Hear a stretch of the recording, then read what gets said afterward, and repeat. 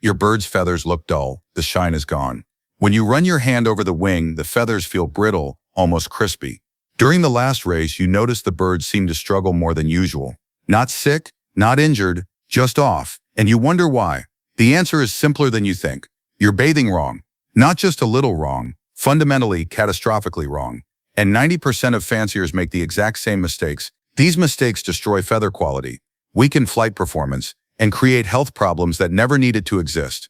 Before we dive into what you're doing wrong and how to fix it, I need you to do something right now. Hit that subscribe button and click the bell icon to become a member of this channel.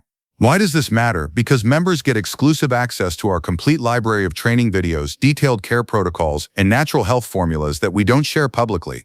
We have hours of content covering every aspect of pigeon management, from feather care to breeding strategies to seasonal health protocols. This knowledge is only available to channel members. And if you want even more specialized content on natural pigeon care, subscribe to our Pigeon Healthy channel using the link in the description.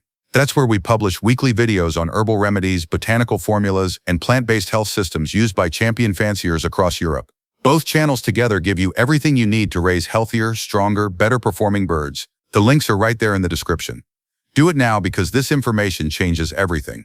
Now back to bathing. Let's start with the most common and most damaging mistake: bathing too often. Many fanciers believe that cleanliness equals health. They see dust on their bird's feathers and immediately think bath time. Some bathe their birds daily. Others bathe twice a week. They believe more bathing means cleaner, healthier birds. This is completely wrong. Here's what actually happens when you bathe a pigeon. The feathers are coated with a thin layer of oil produced by the preen gland, a small gland located at the base of the tail. This oil, called preen oil, serves multiple critical functions. First, it waterproofs the feathers, allowing water to bead up and roll off rather than soaking in. Second, it provides flexibility, preventing feathers from becoming brittle and breaking. Third, it contains antimicrobial compounds that inhibit the growth of bacteria and fungi on the feather surface. Fourth, it helps maintain proper feather structure by binding the barbules, the tiny hooks that hold feather strands together. When you bathe a bird, you remove this oil. Not all of it, but a significant portion. The bird must then replenish the oil by preening, running its beak over the preen gland and distributing fresh oil across every feather. This process takes hours. During this time, the feathers are vulnerable. They are less waterproof, less flexible, and less protected from microbial growth. If you bathe your bird daily or even twice weekly, you create a cycle where the bird can never fully restore its preen oil coating. The feathers remain partially stripped. Over time, they become dry, brittle, and prone to breakage. The barbules fail to lock together properly, creating gaps in the feather structure that reduce aerodynamic efficiency. The bird's flight performance suffers. It uses more energy to maintain the same speed. It fatigues faster. In races, it loses. But there's more. Excessive bathing also strips natural oils from the skin. Pigeon skin, like all bird skin, is different from mammalian skin. It lacks sweat glands and sebaceous glands. The only oil comes from the preen gland, and that oil is meant primarily for feathers, not skin. When you overbathe, the skin becomes dry and irritated. Microscopic cracks develop. These cracks allow bacteria and mites to penetrate more easily. The bird becomes more susceptible to external parasites and skin infections. So what's the right bathing frequency? For healthy adult birds in normal conditions, once per week is sufficient. During racing season, bathe 2 days after a race. Never the day before, never the day after. The bird needs time to fully restore feather conditioning between bath and flight. During molt, when new feathers are growing, reduce bathing to every 10 days. New feathers are fragile and need maximum oil protection while they develop. Now let's talk about the opposite mistake: never bathing. Some fanciers take the natural approach too far. They reason that wild pigeons don't bathe regularly, so domestic pigeons shouldn't either. They let birds go weeks or even months without access to bathing water. This is also wrong. Wild pigeons bathe frequently. They seek out puddles, shallow streams, and even morning dew on grass. They bathe opportunistically whenever they encounter suitable water. Domestic loft pigeons don't have this opportunity unless you provide it. Without regular bathing, dust, dirt, and dry droppings accumulate on the feathers. This debris interferes with feather structure, creating the same aerodynamic problems as oil-stripped feathers. Worse, accumulated dirt provides breeding grounds for feather mites and lice, external parasites that feed on feather keratin and can cause severe irritation and feather damage. Furthermore, bathing is not just about cleaning. It's also about behavioral enrichment and thermoregulation. Pigeons enjoy bathing. It's a natural behavior that provides psychological benefit. A bird that never bathes becomes stressed and may develop feather-picking behaviors. Bathing also helps birds regulate body temperature by allowing them to wet their plumage and use evaporative cooling, critical in hot weather. So the answer is not no bathing. The answer is appropriate bathing. often enough to maintain cleanliness and provide enrichment, but not so often that natural oils are depleted. Now let's talk about water quality, because this is where many fanciers unknowingly cause harm. Tap water in most urban areas contains chlorine or chloramine added for disinfection. These chemicals are safe for humans at the concentrations used, but they are harsh on bird skin and feathers. Chlorine is a bleaching agent. At the concentrations found in tap water, typically 0.5 to 2 parts per million, it causes gradual degradation of feather pigments, leading to color fading and dullness. More importantly, chlorine strips the natural oils from feathers even more aggressively than plain water, compounding the problems of excessive bathing. Chloramine is even worse. It's a more stable form of chlorine that doesn't evaporate as readily. Many water authorities have switched from chlorine to chloramine specifically because it remains active longer in the water supply. For birds, this means the harmful effects persist even if you let the water sit overnight. The solution is dechlorination. The simplest method is to fill bathing containers 24 hours before use and let them sit uncovered. Chlorine will evaporate naturally within 24 hours. However, chloramine does not evaporate and requires chemical neutralization using a dechlorinator product, the same products used by aquarium hobbyists to make tap water safe for fish. These are inexpensive and widely available. Add the appropriate dose to your bathing water. Wait 10 minutes for the reaction to complete, then the water is safe for bathing. An even better solution is rainwater. Rainwater is naturally soft, free of chlorine and chloramine, and has a near-neutral pH that is gentle on skin and feathers. If you have the ability to collect rainwater using rain barrels positioned under roof downspouts, this is the ideal bathing water. Just ensure the collection system is clean, and the water is used within a few days to prevent bacterial growth. Well water can also be suitable, but only if it's been tested. Some well water is high in iron, which can stain light-colored feathers orange or rust-colored. Other well water is high in calcium and magnesium. Hard water, which leaves mineral deposits on feathers that make them feel rough and look dull. If you're using well water, test it first and consider using a water softener or switching to rainwater if mineral content is high. Now let's talk about water temperature, another critical factor that most fanciers get wrong. Many fanciers offer cold water for bathing, reasoning that birds encounter cold water in nature. This is a misunderstanding. Birds choose when to bathe in cold water, usually on warm days when cold water provides cooling relief. When you force a bird to bathe in cold water regardless of ambient temperature, you create stress. Cold water causes immediate vasoconstriction. Blood vessels in the skin constrict to conserve body heat. This reduces blood flow to the feathers and skin, which impairs the bird's ability to effectively preen and redistribute oils after bathing. Cold water also causes feather barbules to contract and lock more tightly, which sounds good but actually makes it harder for the bird to properly realign feathers during preening. The result is uneven oil distribution and feather structure problems. At the other extreme, hot water is even more dangerous. Water above 40 degrees Celsius or 104 degrees Fahrenheit damages the protein structure of feathers and can cause mild burns on sensitive skin areas like around the eyes and nostrils. Hot water also strips oils more aggressively than cool water due to increased solubility of lipids at higher temperatures. The ideal bathing water temperature is lukewarm, roughly 25 to 30 degrees Celsius or 77 to 86 degrees Fahrenheit. This is slightly warmer than room temperature but not hot.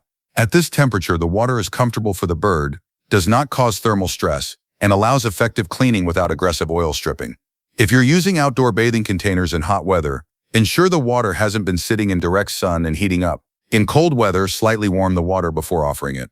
Now let's address timing. When during the day should you offer baths? Many fanciers offer bathing water in the evening after the day's activities are done. This is convenient for the fancier but poor for the bird. Bathing in the evening means the bird goes to roost with wet or damp feathers. Wet feathers reduce insulation. The bird loses body heat overnight and must burn extra energy to maintain body temperature. This metabolic cost adds up, especially during cold weather. Chronically cold birds become stressed, immunosuppressed, and perform poorly. Morning bathing is slightly better, but still problematic.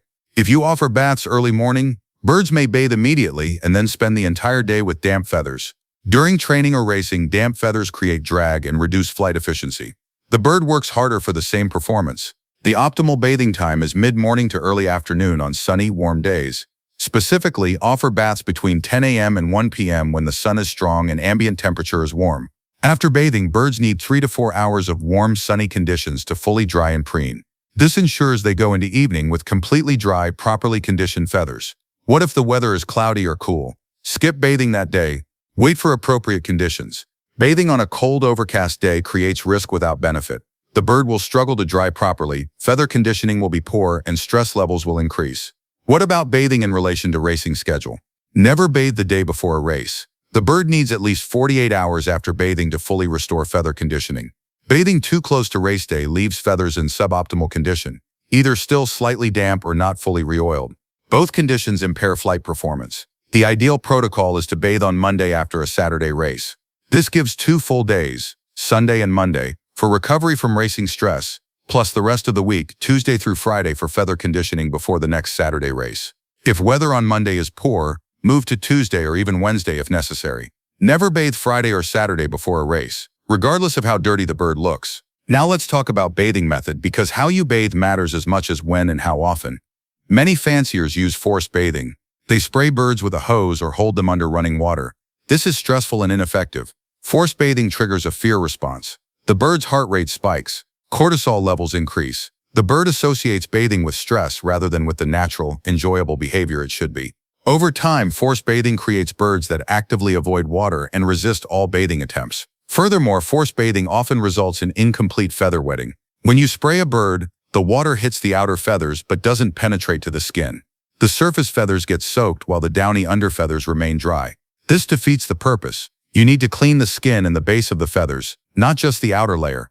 The correct method is voluntary bathing. Provide a shallow bathing pan, no deeper than 5 to 7 centimeters or 2 to 3 inches of water, and let the birds bathe themselves. Birds know how to bathe. They dip their heads, splash water over their backs, ruffle feathers to work water into the plumage, and repeat until satisfied. This self-directed bathing ensures even wetting and allows each bird to bathe according to its individual preference and need. Some birds are enthusiastic bathers and will spend 10 to 15 minutes splashing vigorously.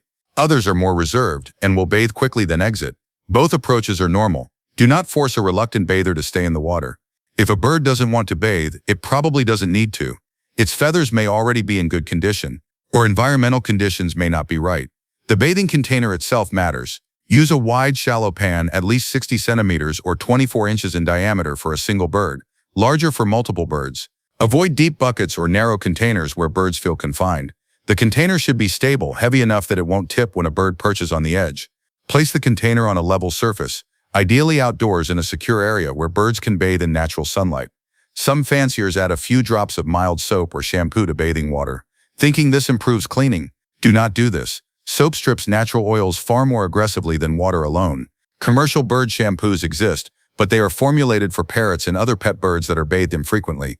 They are too harsh for pigeons. Use plain water only.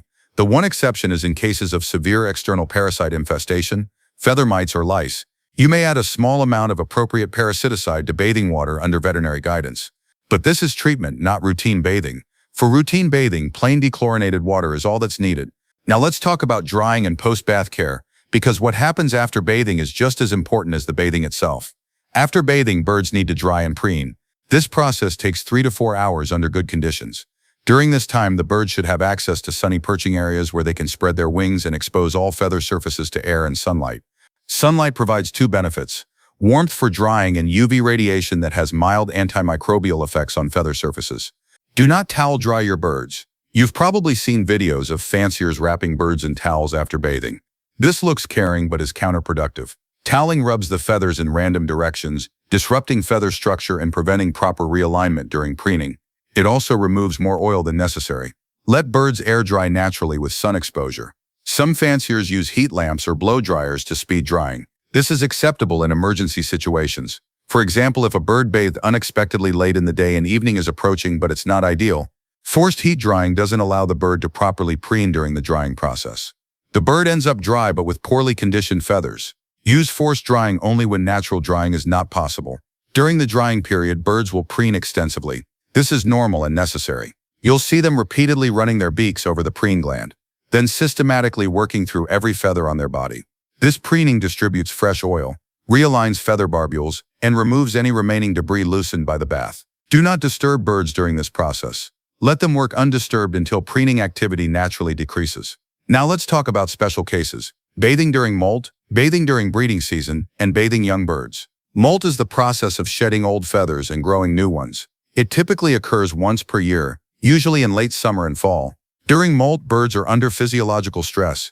Growing new feathers requires enormous amounts of protein and energy. The bird's metabolism is redirected toward feather production, which means immune function, digestive efficiency, and stress tolerance are all temporarily reduced. During molt, reduce bathing frequency to once every 10 to 14 days rather than weekly. New feathers emerging from the skin are highly vulnerable. They have a blood supply during growth. You can see this as a dark line inside the feather shaft. These blood feathers are fragile and can break easily, causing pain and bleeding. Excessive bathing during molt increases the risk of damage to developing feathers. Also during molt, ensure bathing water is slightly warmer than usual, around 30 degrees Celsius or 86 degrees Fahrenheit, because the bird's thermoregulatory capacity is reduced. A molting bird loses body heat more easily due to gaps in plumage where old feathers have dropped and new feathers haven't fully grown. Provide extra protection from cool weather during the post-bath drying period. Breeding season presents different considerations. Breeding birds, especially hens sitting on eggs, should not be bathed unless they voluntarily leave the nest to bathe. Do not remove a sitting hen and force bathing. This causes stress and may lead to egg abandonment. Instead, make bathing water available and let the hen decide if and when to bathe. Most hens will take quick baths during brief breaks from incubating, then return to the nest. This is normal and healthy. Cocks feeding squabs can bathe normally, but timing is important. Offer baths after the morning feeding session when the crop is empty. A bird with a full crop will bathe less effectively and may become uncomfortable during the preening period. Young birds, those under 3 months old, should be introduced to bathing gradually. Start by providing very shallow water, just 2 to 3 centimeters deep in a small container. Let the young birds explore at their own pace. Most will figure out bathing instinctively by watching adult birds. Do not force young birds to bathe. Some will take to water immediately, others will be hesitant for weeks. Both patterns are normal. By 4 months of age, most birds will bathe regularly on their own. Now let's discuss the champion secrets, specific bathing techniques used by Europe's top fanciers. Leo Heremans, arguably Belgium's greatest pigeon fancier, has a simple but strict bathing protocol. He offers baths every Monday at 11 a.m. weather permitting. He uses rainwater collected in barrels positioned around his loft. The water sits in full sun for 1 hour before bathing to bring it to optimal temperature. After bathing, birds are released to a sun-exposed aviary where they dry naturally. I never deviate from this schedule, he says. Consistency is everything. The birds' bodies adapt to a regular bathing rhythm, and their feather condition shows it. His key insight is that regularity matters more than specific timing. Whether you bathe Monday or Wednesday doesn't matter, as long as you're consistent. Birds' physiology adapts to predictable schedules. Louis van der Velde adds a specific ingredient to his bathing water, sea salt. Not table salt, sea salt. He adds approximately 1 tablespoon per 10 liters of water, creating a very dilute saline solution. Sea salt enhances feather shine, he explains. It also has mild antiseptic properties that discourage external parasites. My birds have never had a feather mite problem. The science supports this. Sea salt contains not just sodium chloride, but trace minerals including magnesium, potassium, and calcium. These minerals can bind to feather proteins, slightly altering the surface properties in ways that enhance light reflection, creating the appearance of greater shine. The salt also creates an unfavorable environment for mites and lice, which prefer pH neutral to slightly alkaline conditions.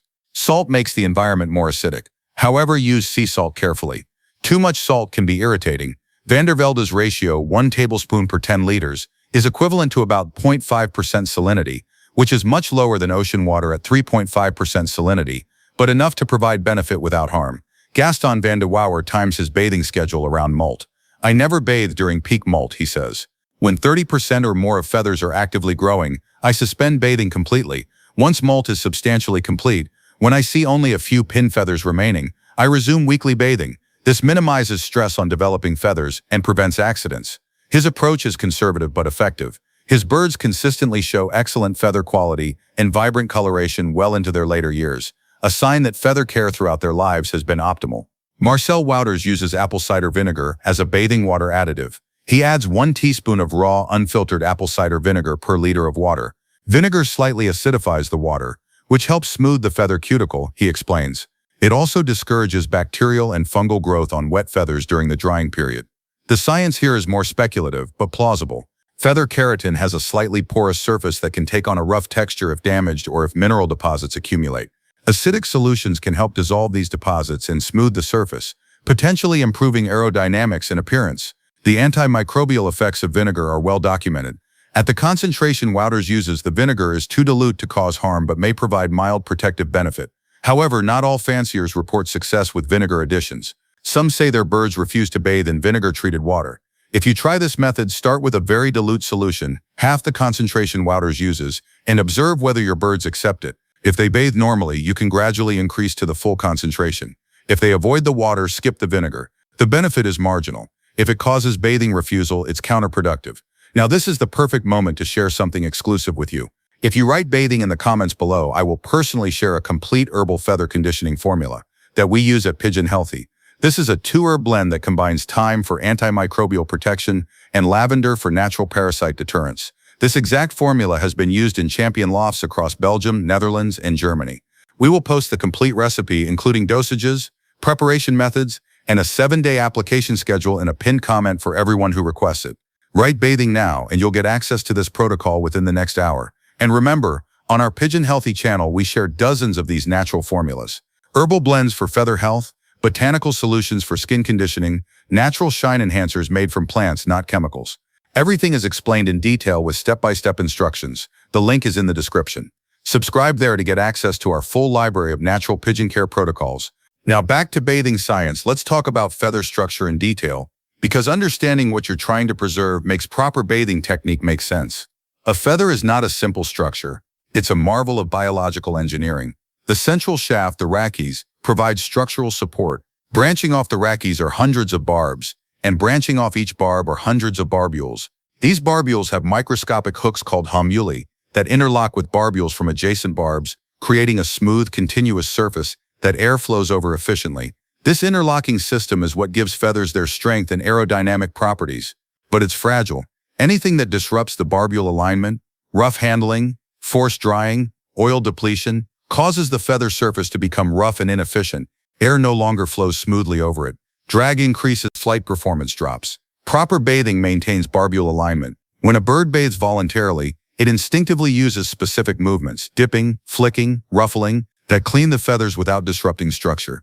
Then during preening, the bird runs each feather through its beak, realigning barbules and redistributing oil to bind them together.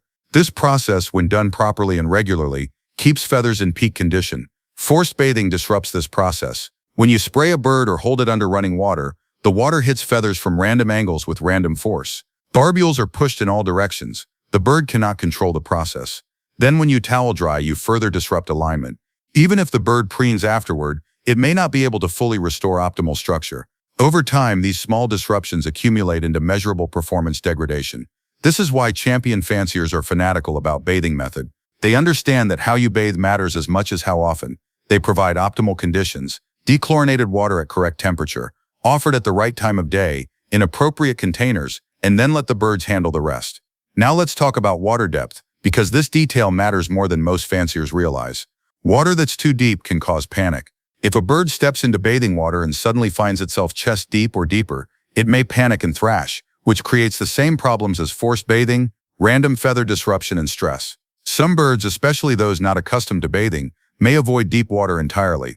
Water that's too shallow is ineffective. If the water depth is less than 2 to 3 centimeters, birds cannot generate enough splash to work water into their plumage. They'll dip their heads and wet their breast feathers, but the back and wing feathers remain mostly dry. This defeats the purpose.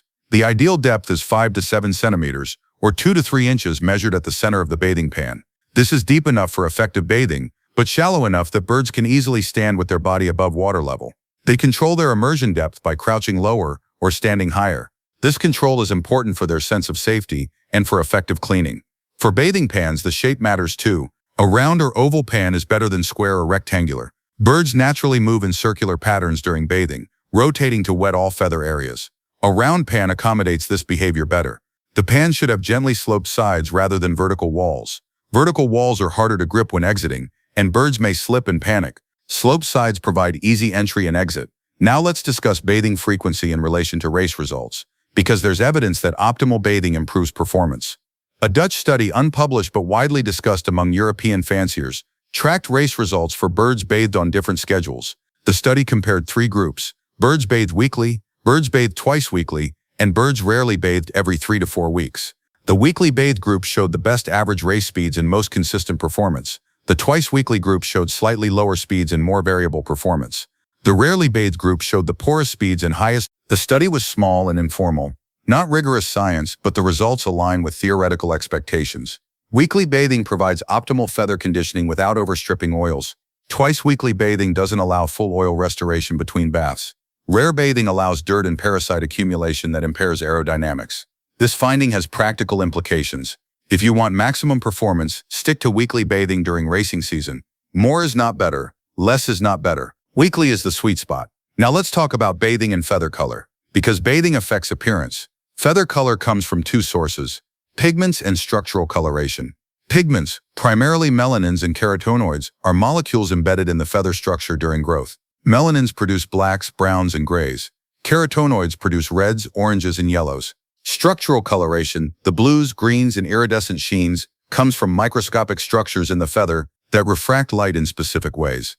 Bathing affects both. Melanin pigments are relatively stable, but carotenoid pigments are more vulnerable to degradation from sunlight, oxidation, and chemical exposure. Excessive bathing, especially in chlorinated water, can accelerate carotenoid degradation, causing red and orange feathers to fade toward yellow or tan. This is why white racing pigeons are often preferred by serious competitors. White feathers contain no pigment, so they don't fade, and any degradation is less visible. Structural coloration is affected differently. The microscopic structures that create blues and greens can be damaged by physical disruption. Rubbing wet feathers or towel drying disrupts these structures, reducing color intensity. Proper voluntary bathing followed by natural drying preserves structural color better than forced bathing methods. If you have birds with valuable coloration, show pigeons or breeding stock where color is important, take extra care with bathing, use dechlorinated water, bathe less frequently than you would with pure racing stock, and never towel dry. Accept that some color fading is inevitable with age, but proper bathing practices minimize it. Now let's address a question many fanciers ask: should racing pigeons and show pigeons be bathed differently? The answer is yes, but not drastically. Racing pigeons prioritize flight performance over appearance. Slight color fading doesn't matter if the feathers are aerodynamically optimal. Show pigeons prioritize appearance. Judges penalize color fading, dullness, and any feather damage. So show pigeon bathing must be more conservative. For show pigeons, bathe every 10 to 14 days rather than weekly. Use only rainwater or dechlorinated water. Never tap water straight from the source. Add no additives, no salt, no vinegar, nothing that might alter color. Bathe only on warm sunny days when drying conditions are optimal. Never bathe within 1 week of a show. You want feathers in absolutely prime condition for judging. Some show fanciers use a technique called silk bathing, offering water that has had a piece of silk cloth soaked and wrung out in it. The theory is that trace amounts of silk protein transfer to the feathers and enhance shine. Whether this works is debatable. The effect, if real, is subtle, but it's harmless, so if you believe it helps, there's no reason not to try it. For racing pigeons, the priorities are different. You want feathers clean, flexible, and aerodynamically perfect. Shine is nice but secondary. Weekly bathing during racing season is appropriate. Additives like salt or vinegar can be used if your birds accept them and if you see performance benefits. Test these methods on a few birds first before applying them to your entire race team. Now let's talk about environmental factors and how they affect bathing decisions. In hot, dry climates, desert regions, or Mediterranean summers, birds may benefit from more frequent bathing. Dust accumulation is rapid in dry conditions, and bathing is one of the few ways birds can achieve evaporative cooling. In these climates, twice-weekly bathing during extreme heat is acceptable. However, ensure the bathing water is not too cold, as the shock of very cold water can cause stress even in hot weather. Room temperature water is safer. In humid tropical climates, feather drying is slower due to high ambient humidity. In these conditions, bathe only on the sunniest, warmest days when drying conditions are best. Never bathe on overcast or humid days when drying will be slow. The risk of fungal growth on damp feathers increases significantly in humid conditions. Some tropical fanciers bathe as infrequently as every 2 weeks, compensating with more frequent dry dusting, offering clean sand or fine dirt that birds can bathe in to remove oils and debris without wetting feathers. In cold climates, Northern Europe, Canada, Northern US, winter bathing requires special care. Offer baths only when daytime temperatures exceed 15 degrees Celsius or 59 degrees Fahrenheit, and when several hours of sun exposure are guaranteed. Use slightly warmer water around 30 degrees Celsius or 86 degrees Fahrenheit. Some cold climate fanciers suspend bathing entirely from November through February, resuming only when spring weather arrives. This is acceptable if loft conditions are good and birds have access to dust bathing. Dust bathing, allowing birds access to fine dry sand or soil, is an often overlooked alternative to water bathing. In nature, many bird species dust bathe regularly to control parasites and absorb excess oils. Pigeons will dust bathe if given the opportunity. Provide a shallow tray of fine sand or diatomaceous earth in a corner of the loft. Birds will use it voluntarily. Dust bathing doesn't replace water bathing but can extend the interval between water baths in situations where water bathing is impractical. Now let's discuss bathing and disease transmission, because communal bathing carries risks. When multiple birds bathe in the same water, they share whatever pathogens are on their skin and feathers. Bacteria, viruses, fungal spores and parasite eggs can transfer between birds via bathing water. This is especially risky if one bird is incubating an infection but not yet showing symptoms. To minimize this risk, some fanciers provide individual bathing containers, one per bird. This is impractical for large lofts but feasible for breeding pairs or valuable show stock. For general loft bathing, change the water after every 5 to 8 birds have bathed. Do not let 30 birds bathe sequentially in the same water. By bird number 20, the water is contaminated with droppings, feather dust, skin flakes, and oils. Bathing in this water is counterproductive. Another strategy is to segregate bathing by health status. Bathe your healthiest, strongest birds first. Bathe young birds and recently recovered birds last, after water has been changed. Never bathe a bird showing any sign of illness in communal water. Isolate sick birds completely and provide separate bathing facilities if they need to bathe at all. After communal bathing, disinfect the bathing container before storing it. A 10% bleach solution, 1 part household bleach to 9 parts water, is effective. Scrub the container, rinse thoroughly, and let it dry completely before the next use. This prevents pathogen buildup in the container itself. Now let's talk about the biological basis of feather maintenance. Because understanding the biology makes everything else make sense. Feathers are made of keratin,